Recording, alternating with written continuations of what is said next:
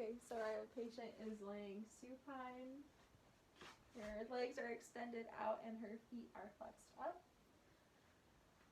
So my stabilizing hand is going to go under the foot across the metatarsals.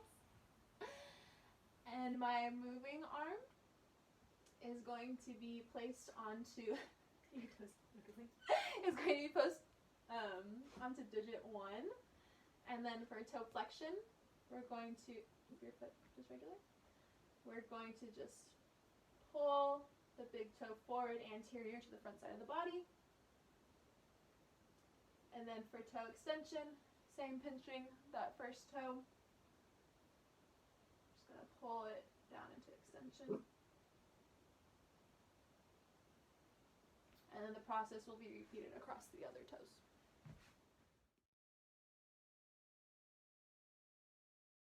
So today I will be showing you 2 PNF exercises for the tibialis anterior. And for the first one, you would want your patient sitting on a chair, couch, or bench. And then you would want the patient to take their right ankle and put it over their left knee, like so. And then for the stabilizing arm, you would want to put it on the kneecap. And then you would want to point your toes away from your body, like so. And then with your working arm, grab the top of your foot and then just pull back a little bit. And you can do this for 6 seconds. So for the second self PNF stretching exercise, you'll have your patient be on the floor or yourself. And then you'll want to cross your right leg over your left leg, like so. And then you're going to want to angle your foot up.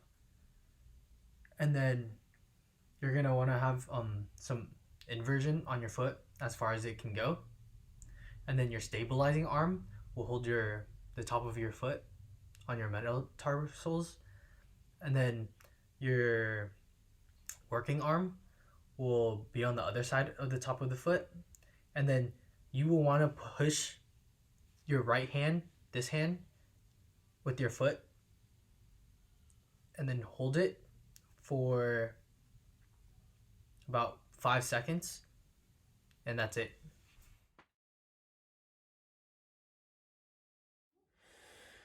Okay, so the first stretch that we're going to be doing is the gastrocnemius resisted plantar flexion stretch.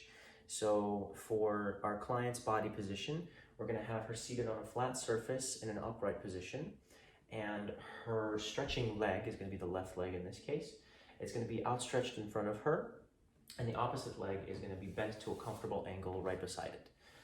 Me as the assistant, I'm just sitting in front of her with easy access to her foot. That's a comfortable spot for me. For hand position, the stabilizing hand is going to be cupping the heel and lifting the leg off of the flat surface just by a little bit here. The working hand is going to wrap around the ball of the foot, just covering the bottom of the metatarsals here. So the stretch itself is going to begin with her in an active dorsiflexion. So go ahead and dorsiflex right there. And then we're going to cup the foot. And when we begin the stretch, she's going to plantar flex as much as she can while I add resistance against the stretch. So go ahead and plantar flex. And I'm adding resistance here.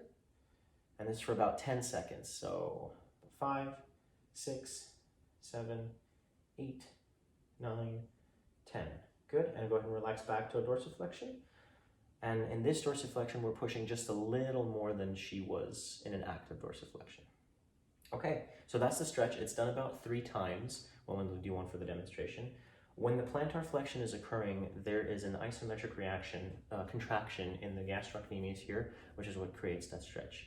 Now, the direction of stretch for this is happening when the plantar flexion is occurring and the dorsiflexors are working.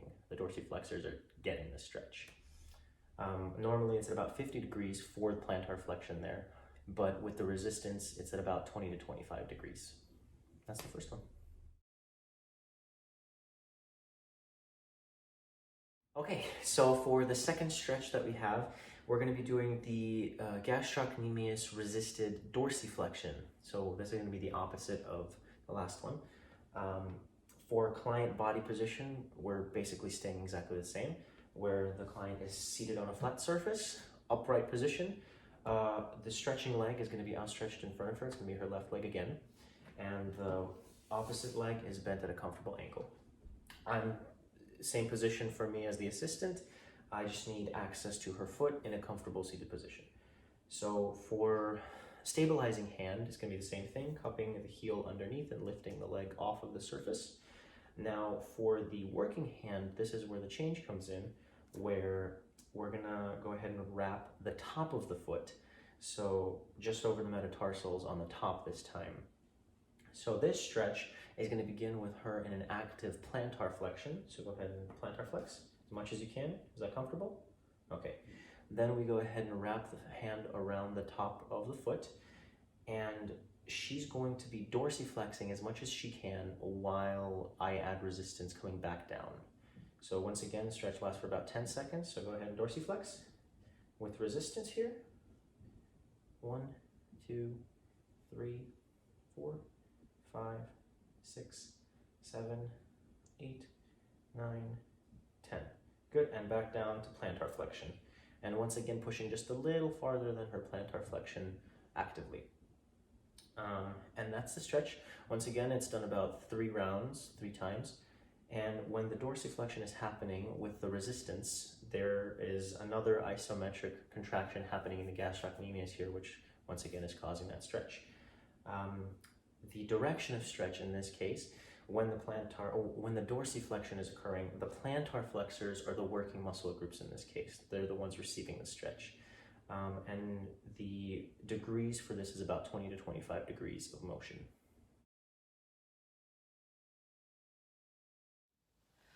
Hello, I'll be doing a PNF static ankle eversion stretch. So the subject is laying supine.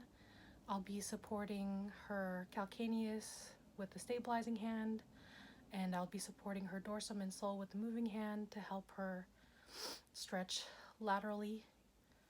So calcaneus, moving hand, and then I'll have her tell me when she feels a stretch.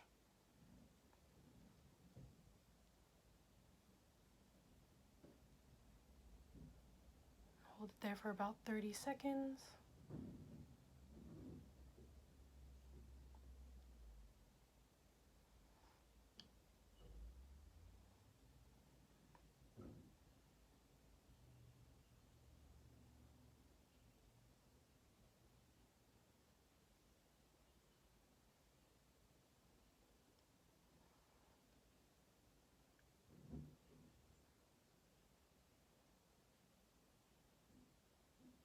And back to neutral position.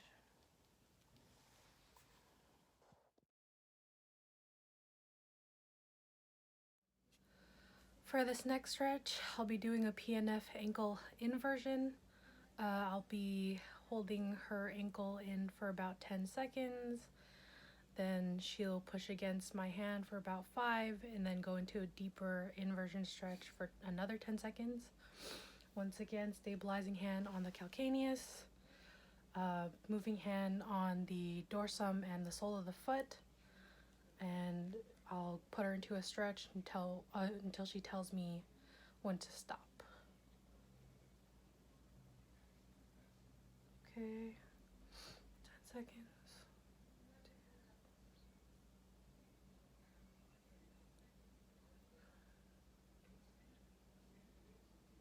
And then 5 seconds of her pushing against. 5, 4, 2, 1, and then 10 seconds into a deeper ankle stretch.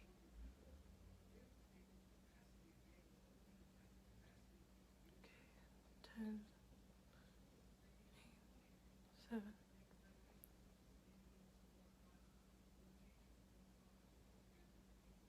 and then back to neutral.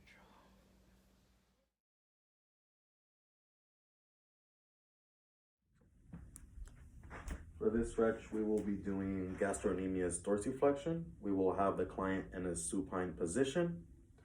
We will then be seated directly across from her in an easy position to work with her leg. Our stabilizing hand will be under her knee, and our moving and working hand will be underneath the ball of her heel. By using our body weight, we will just stretch for 10 seconds at any point. Let me know if you feel any pain or discomfort. 1, 2, 3, 4, 5, 6, 7, 8, 9, 10, and then we'll rest. And then repeat that as many times as needed.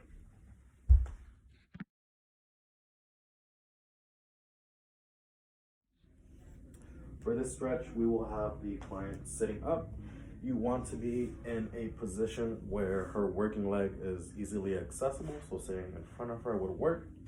We're gonna instruct the patient to bend her knee, keep it like this. What we're gonna do, we're gonna have our stabilizing hand cupping her heel, and then our moving hand will be underneath her foot.